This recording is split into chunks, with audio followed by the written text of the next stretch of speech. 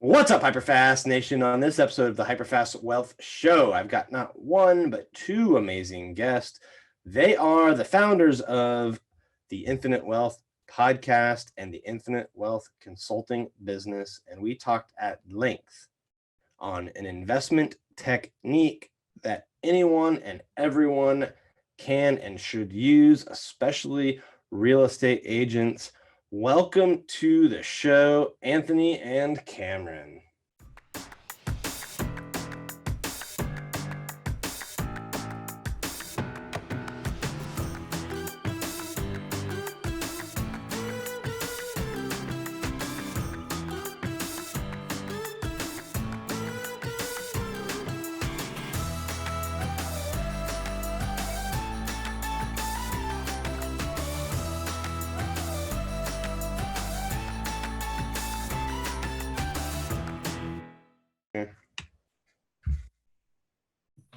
All right, welcome to the show. We got two people on, Anthony and Cameron. How are you guys doing today?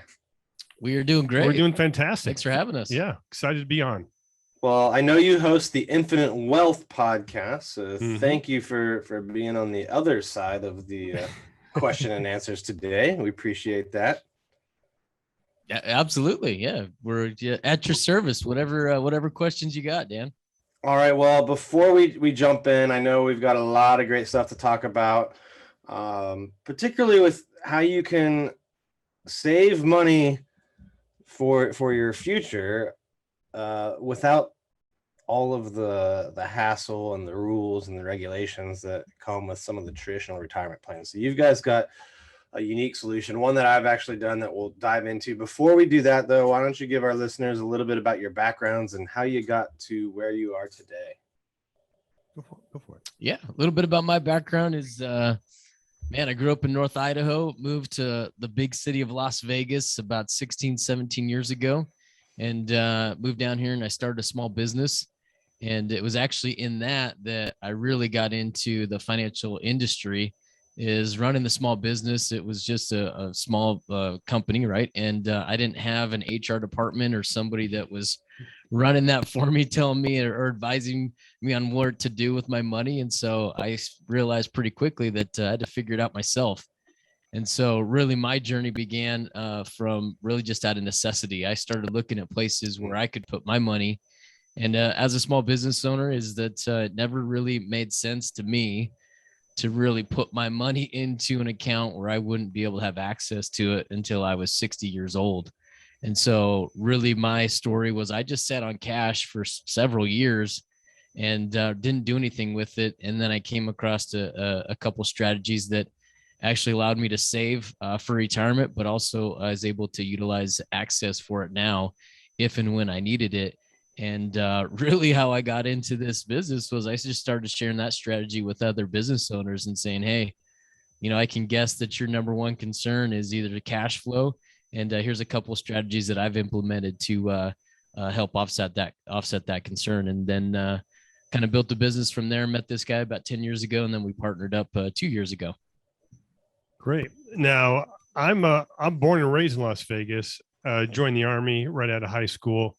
Got a degree in accounting, worked for PricewaterhouseCoopers, CFO of a chain of restaurants, and started my own CPA firm, actually specializing with working with realtors. And then 2008 happened. For one, a lot of my clients got burned bad.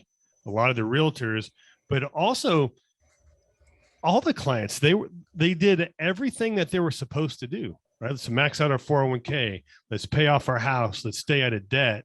And to no fault of their own, they were in a financial mess. But I noticed that put me on a journey that I needed to do something different, right? I started looking. There's a correction or a recession literally every 10 years. Right, 2008, 2000, there's the 90s. Every year, there's one of those those dips, and I felt unless I do something different, why would I expect a different result? So that allowed me to take my blinders off and went looking for alternatives to typical financial planning. And that's when I started reading Rich Dad, Poor Dad. Right. And now it wasn't about maxing out your 401k and scrimping and saving till you're 59 and a half. It was, let's start creating some cash flow now. Let's get that financial freedom where our passive income is more than our monthly expenses. So we can have that time freedom. I mean, my kids are a little bit older, but then I wanted to spend time with my family. I wanted to do things that I wanted to do. So I started incorporating Rich Dad, Poor Dad along, and I also read the book of Becoming Your Own Banker by R. Nelson Nash. So I started incorporating those into my personal investing, and then my tax clients were, and I noticed that most people got punched in the gut in 08 and 09, but there was a select few who actually excelled during that time. Those were the ones buying your neighbor's house for 50 cents on the dollar. They were out there. They had a different mindset. So I started asking them, what books are you reading? What are you doing differently? So I started hanging around different individuals. And then my tax clients would come to me and say, look, I want to do something different. I don't trust Wall Street, or I don't want to tie my money up. What can I do? And I'm like, well, this is what I'm doing. And I just shared that, but I eventually was able to turn that into a business. But then I had a CPA firm and kind of financial services firm. And, it's hard to be an expert in two fields. And so I made the decision. I wanted to be an expert in the arena of infinite banking. And in order to do that, I sold my firm, I think 7 years ago. So what is infinite banking? Because a lot of people probably don't know what that term means. Infinite banking, it's in essence, it is a concept. It's not an investment. If anything, it's like it's a cash management tool, right? And one of the products that is used is a high cash value life insurance. And it's I like to say, this ain't your mama's whole life, where there's no cash value, but there's a lot of death benefit. It's the exact opposite. There's cash value immediately, and we actually try to keep that death benefit down.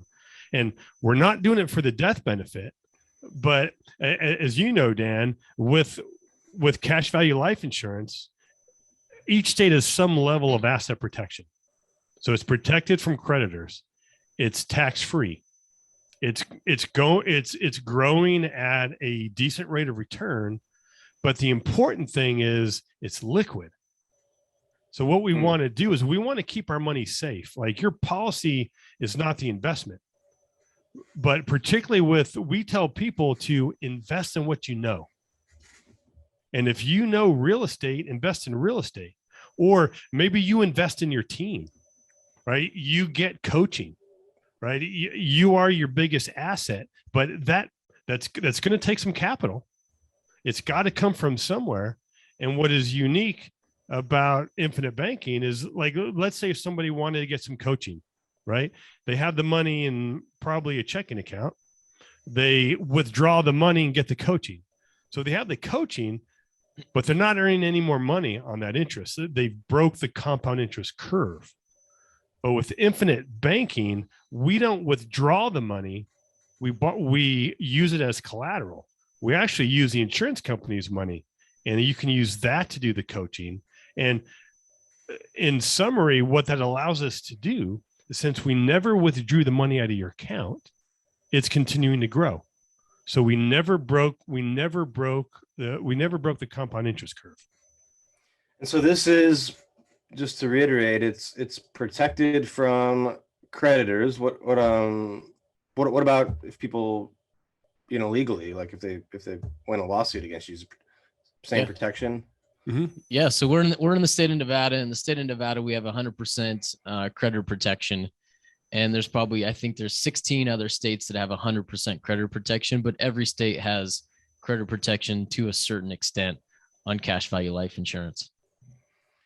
And if you borrow against it, do you, number one, do you have to pay for that? And then number two, how much, you mentioned the continuous compound interest. what rate are these kind of things typically compounding at? Yeah, let me jump in there. I'm going to just start off by saying kind of maybe I can summarize Anthony's introduction is Sure. infinite banking is kind of broken up into two parts. What I would say is the product, right? Is you got to have your money somewhere, right? And so that's why we use cash value life insurance. Anthony and I didn't create this idea. Banks do this to just a very large extent. They buy billions of it every year, right? And so cash value life insurance, great place to store money for the things that Anthony just mentioned. And Dan, what you're asking about right here is you're asking about the process of it, of, hey, what happens when you want to put this money to work? And what we tell people is you're going to get 20% of your results from the product that you're using, and you're going to get 80% of your results from the process of actually borrowing those dollars.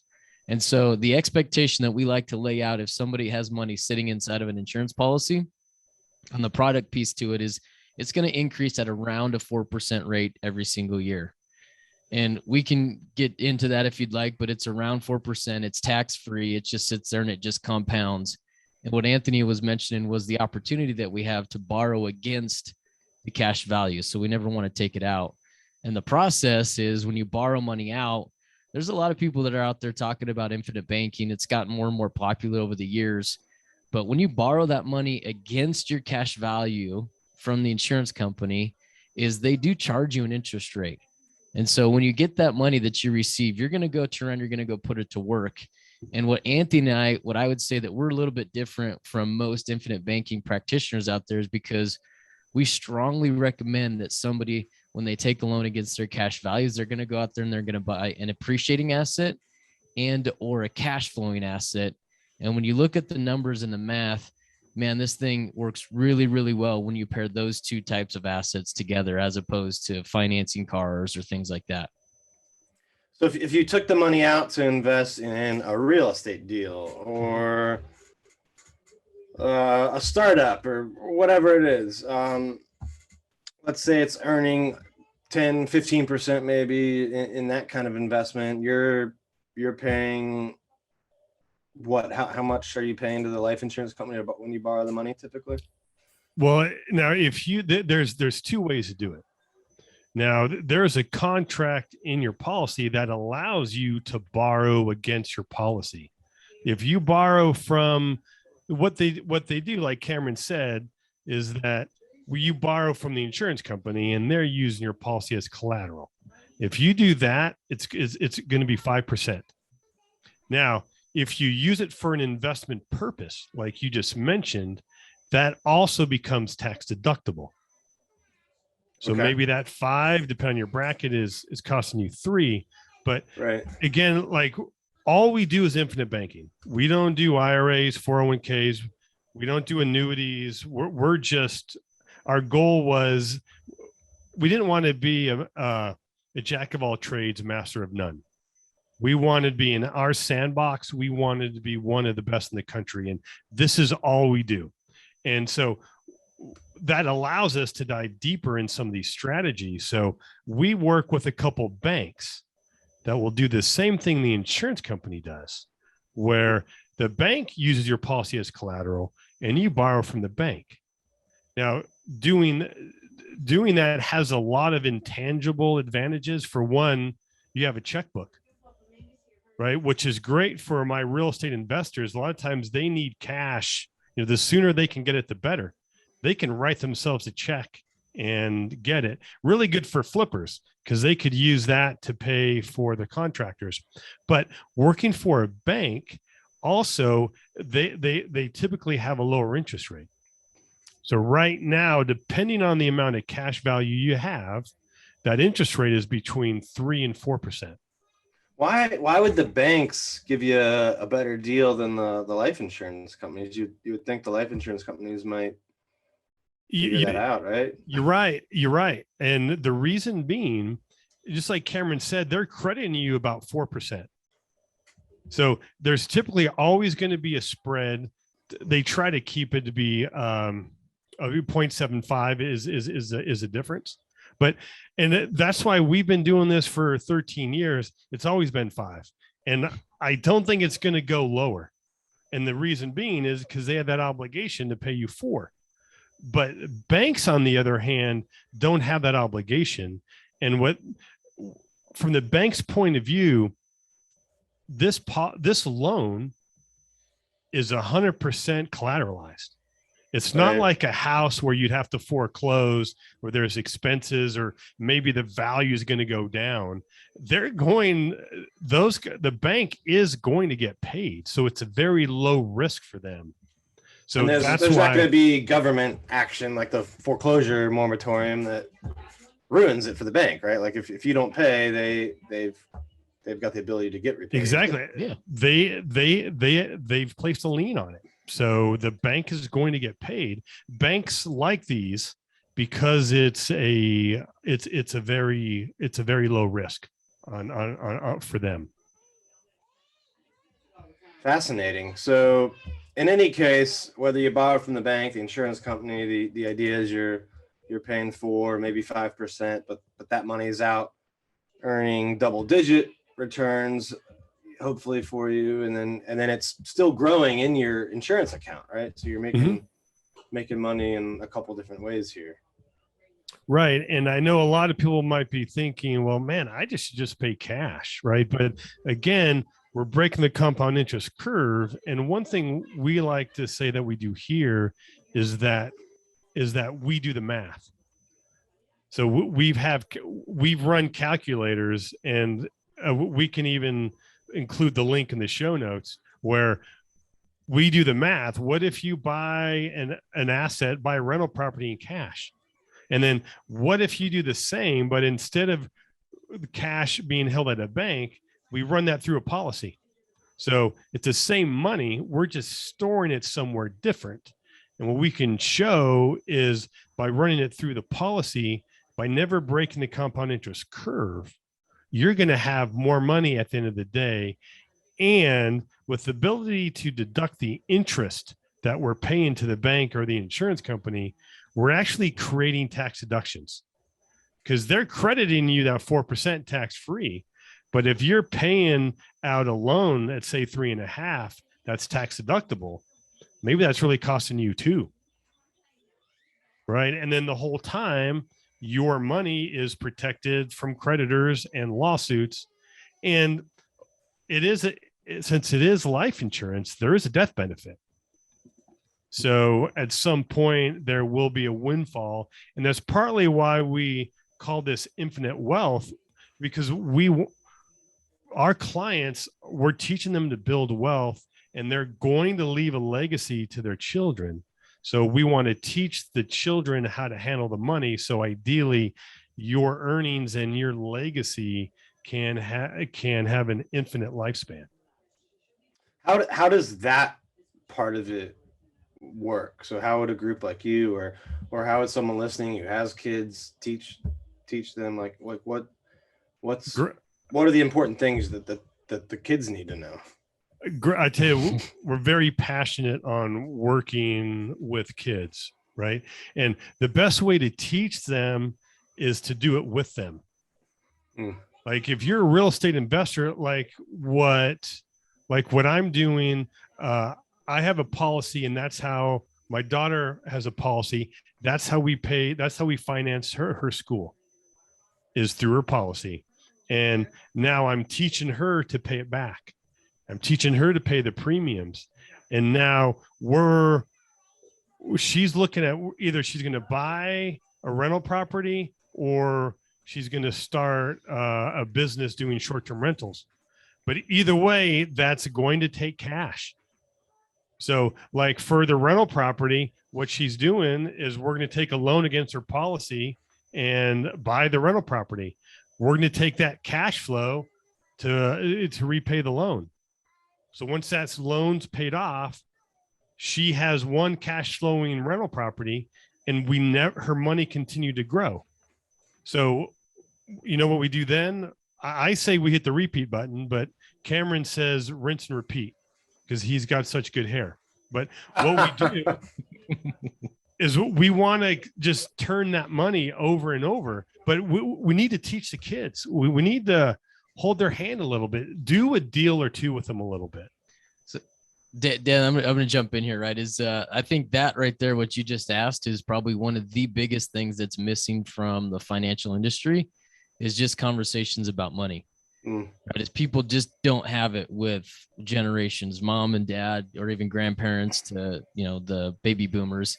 It's just never talked about, and that's one of the things that we emphasize. Right? Is really what we got to do is we got to come in and we got to start having these conversations amongst family. And when you position money amongst a family as family wealth, right? And you teach these kids, number one is how it was accumulated, right? And then B, how to be a good steward of it. It really changes their mindset. And it changes from, hey, my mom and dad have money, I can have it anytime I want, they'll give it to me, to two, to being, hey, we have family wealth. And if we are good stewards of this, it's only going to grow and it's going to get bigger. Like Anthony said, those are just examples of ways that you can communicate that to kids. But man, really where it starts is just position it as family wealth and starting a conversation with them. I love that. I love that idea and that concept. So it's great you guys are advocating for that and helping to teach. I think another reason that cash value life insurance makes sense for a lot of people is if you structure it right, it can be used for minimizing estate taxes as well, correct? I like to say life insurance is like the Swiss Army tool of finance. I mean, there's a lot of different ways to use it. And oftentimes it is used in the estate tax planning, and whether that is to take some of the money out of the estate to lower that tax, or sometimes it's used, the death benefit can be used to pay the estate tax. Another way to use it, right, is the estate tax is typically used at the end of somebody's life. But man, my experience so far has just been using it in kind of my day-to-day business operations, from when I had my first company to even this business, is that, like most small business owners, is my income has been volatile over the years, right? I'd have really good years and I've had some lean years. And so what that life insurance policy has allowed me to do is, in good years, put as much money into that thing as I possibly can. And in a lean year, man, I pulled from it, right? I had access to those dollars. And so I was able to come back and use that to float myself, and or the really sexy side of it is borrowing that money back out to go find investments and create cash flow. And so on a very more practical level, it's really what I see it being an advantage for realtors, real estate agents, is that, man, you put money away, you still got access to it. It's sitting there, it's continuing to grow for you. But man, if something goes sideways one year, you can always come back and use it. And I think a lot of professions may be like this, but if you're a real estate agent, you should be buying real estate deals, right? You've got access to deals.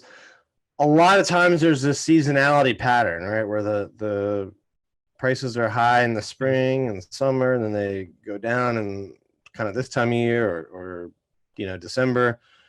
And some of the best times to buy are probably some of the months where realtors have less commissions coming in. So this is, like you said, volatility in income, unpredictability. This might be a way to mitigate that for some people and still go buy that great cash flowing deal on the month where you didn't sell a home. Absolutely. We're financial advisors. We tell people where they should be making investments, or at least make suggestions on where they should. And if you look at what we like to tell people is, if you look at somebody that's created a large amount of wealth over a short period of time, right, maybe one generation, it's typically always involved real estate and or business. And that is a real estate agent, right? They're sitting there at probably one of the best places that you could possibly be in that regard. Number one is, you are running a business, you got all the tax advantages and everything that come along with it. But then number two, you're front and center. You are knee deep in this industry where you're going to have the best opportunities to identify houses that are a good value, right? That are a good opportunity for you. And so having access to capital is paramount to probably any of the other pieces that we've talked about. Is having access when it's needed is one of those intangible things that you really can't assign a rate of return to. Yeah, I like to call it legalized front running, because as a as a stockbroker, you can't really, if your client wants to buy a stock, like you can't buy it for yourself, I think that day at a better price, right? Right. Yeah. You could, you go to jail, but Yeah. In real estate, if you find a good lead and that person wants to sell, like, and they don't want to take it to the market, which happens a lot of times for various reasons, you don't have to, right? You can take advantage of a good deal. And that will require having cash at the right time. And many times that may not be in your highest selling month of the year. Absolutely. What other like types of investments or creative things do you see people doing with cash value that we should mention or haven't talked about yet? I tell you, one thing we have some clients doing, I'm even doing myself, is we are flipping raw land, like literally in the middle of nowhere. And we're following a system where we're finding counties and we're sending out mailers, blind offers. Those are coming back, and ideally we're buying them for 25 cents in the dollar. And because it's a great example in the housing market or single family, that market's very efficient. There's realtors that will help you sell. There's bankers that will help finance it.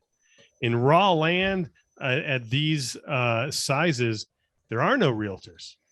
I mean, a realtor is not going to spend the time selling something for $10,000, right? And a bank's not going to get involved.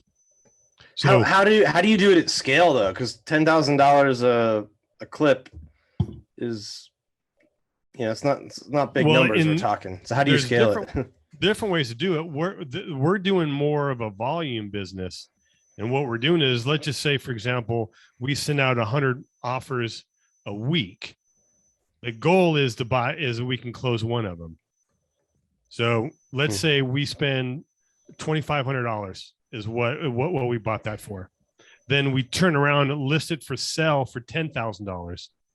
Hey, that's a great thought, but let me get to this question that I just got from one of my followers right to my phone. By the way, did you know you can text me at 703-215-1684? This is a new thing I've rolled out. I'm letting my listeners and people that subscribe and follow me on social media connect with me directly to my phone on text message. It's me answering them and responding. You can ask me anything about real estate, investing, business, whatever. Just text 703-215-1684 and I will respond to you. But remember, a lot of people, banks aren't involved, and maybe people don't have $10,000. Right. We become the bank. Owner will finance, no credit. And ideally that's what we're looking for, is we want those term deals, because I want that passive income. So we might sell it for, say, $400 down, $200 a month, and they end up paying maybe $11,000. But so now I got $200 a month passive income. And then next week I do it again. So now I have 400. And then I continue to do that and slowly build up my my passive income. And you also have some that will pay you cash, which is great. You just quadrupled your money, allows you to buy more land. And with this system, you can leverage virtual assistants and technology to help streamline that. States are you doing this in, if you're allowed to say? What counties, Anthony? Give them the zip codes. Well, we're in Arizona, Mojave County, and we're also in Marion County, Florida. But you can literally do this anywhere. And I will say, I've never seen a single one of the properties that we own. And the goal is we are just flipping them. So land is a great, we have a lot of people that are flipping real estate. We have people that are buying notes, doing tax liens, syndications. Yeah, We got, syndication. short-term rentals, Airbnbs. I'm going to give a shameless plug here, Dan, is our podcast, Infinite Wealth, right? Is Anthony, half of it is Anthony and I kind of talking about the opportunities, how to properly structure these policies, why it's good for you, right? But the other half is, like I said, is it's more important what you do with that money. And so on our podcast is we spend half the time talking about these opportunities.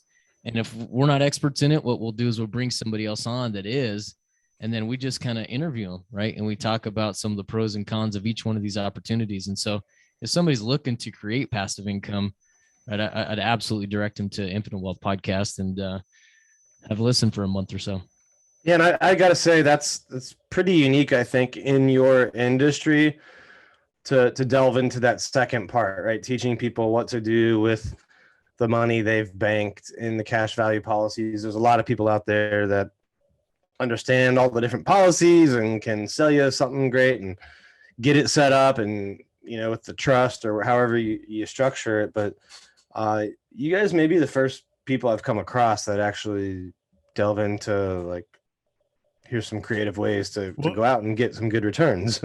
Well, thanks. I mean, because I would tell you, when we first heard about this, and I know there's a lot of other IBC people out there, a lot of them are talking about financing buying cars or paying off debt, which you can do. That works. But, again, we're trying to combine Robert Kiyosaki with infinite banking. Robert Kiyosaki said, you do two things with your money. You buy an asset or a liability. Liability takes money from you. Asset brings money to you.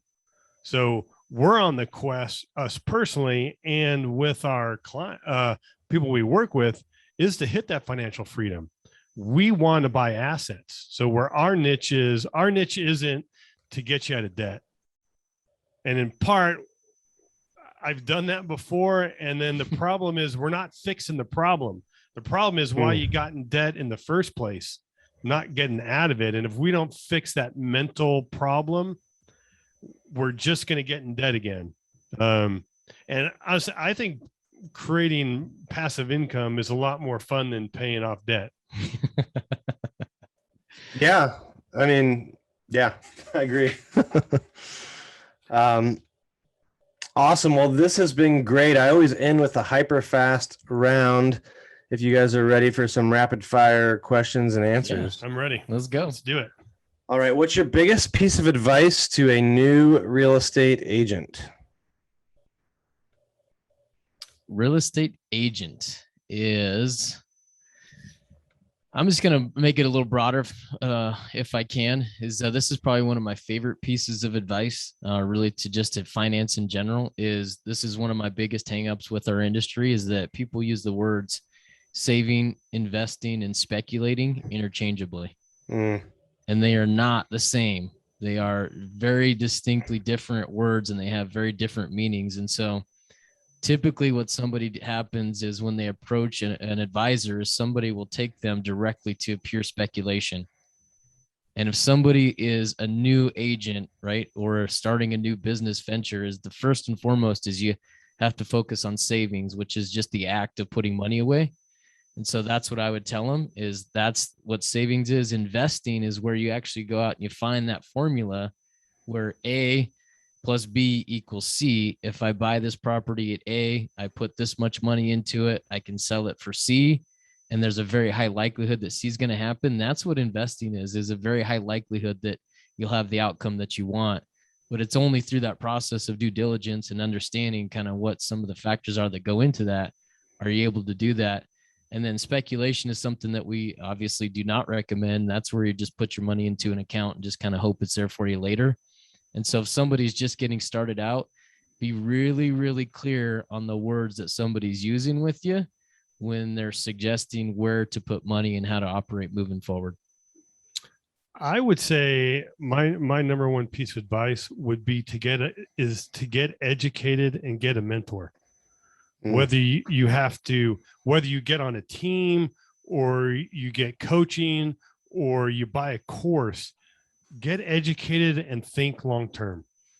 Being a realtor, I mean, and my wife's a realtor, and I remember this is when I had a little tax firm on the side, and she's killing it.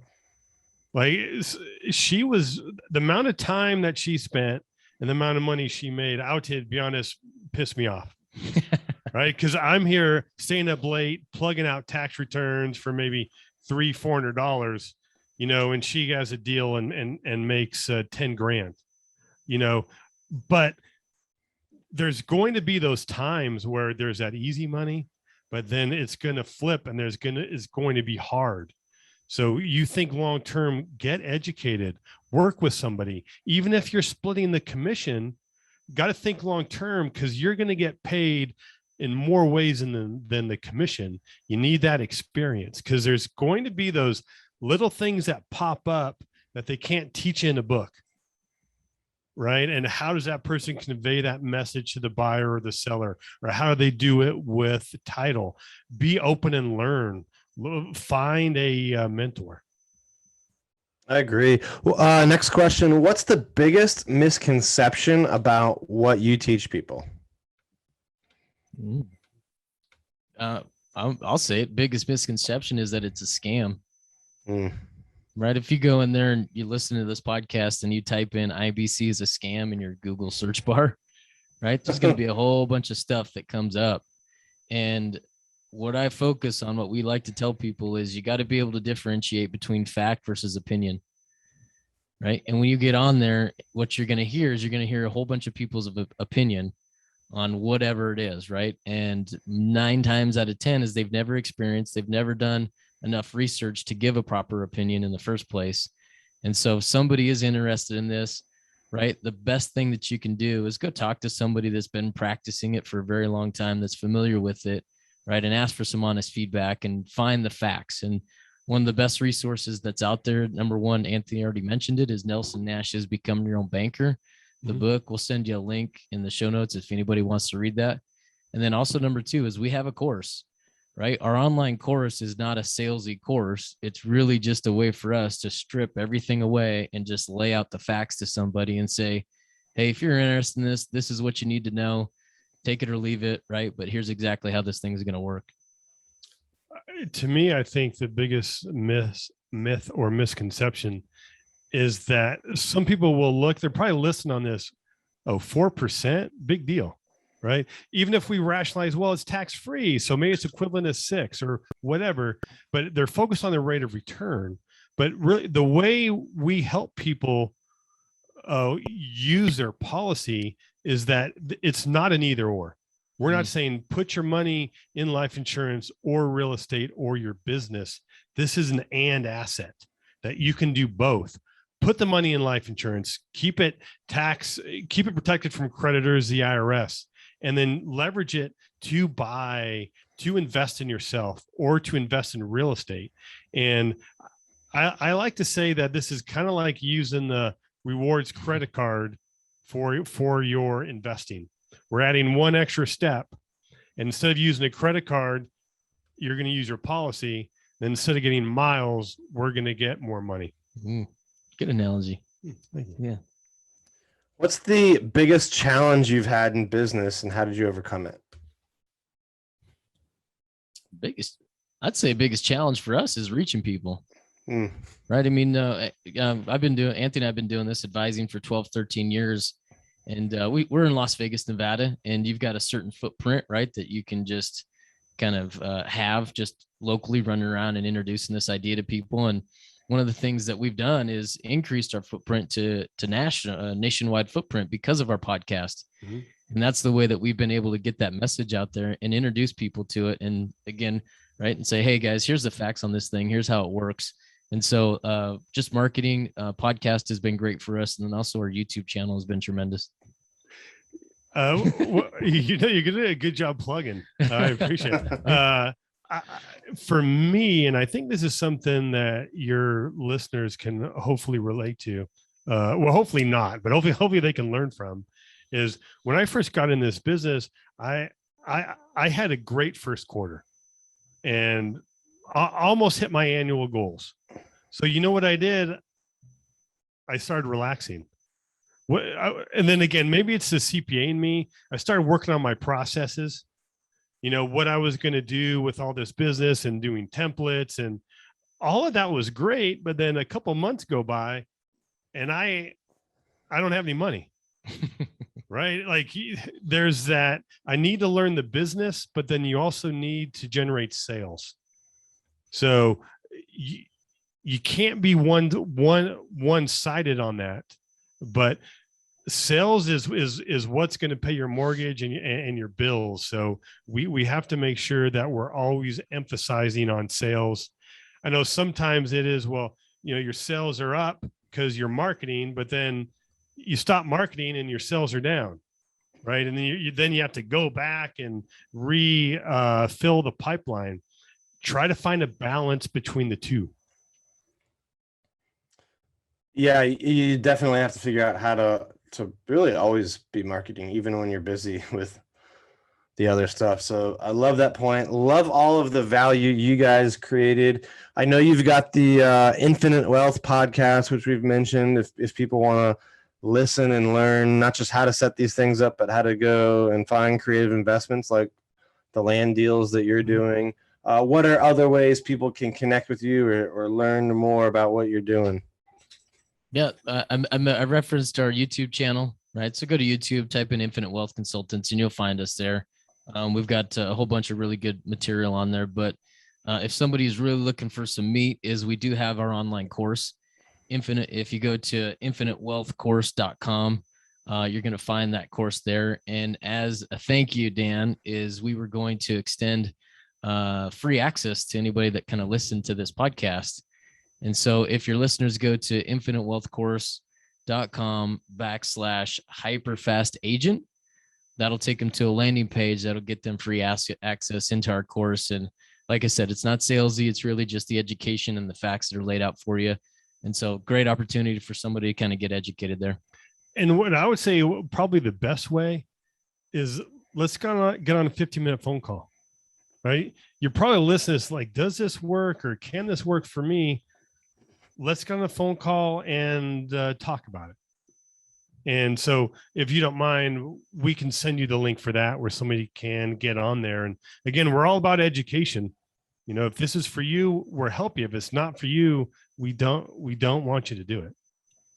All right. Well, thank you for that. If you're listening, make sure you want to learn more, take advantage of not just the podcast, but the free course. It was infinitewealth.com/hyperfast agent. Is that correct? infinitewealthcourse.com/hyperfast agent. All right. infinitewealthcourse.com /hyperfast agent. Check it out. And if you guys are listening and want even more, set up a phone call.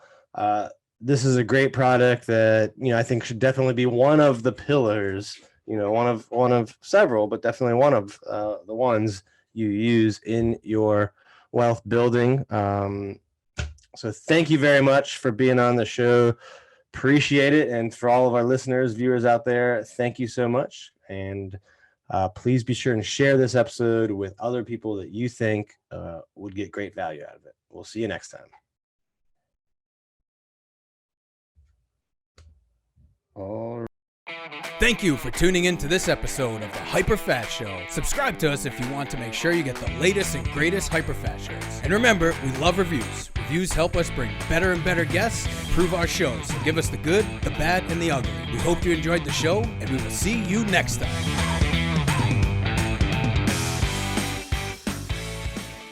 Hey guys, thanks for sticking around to the end. I hope you enjoyed that video, and if you want to see more, click right here.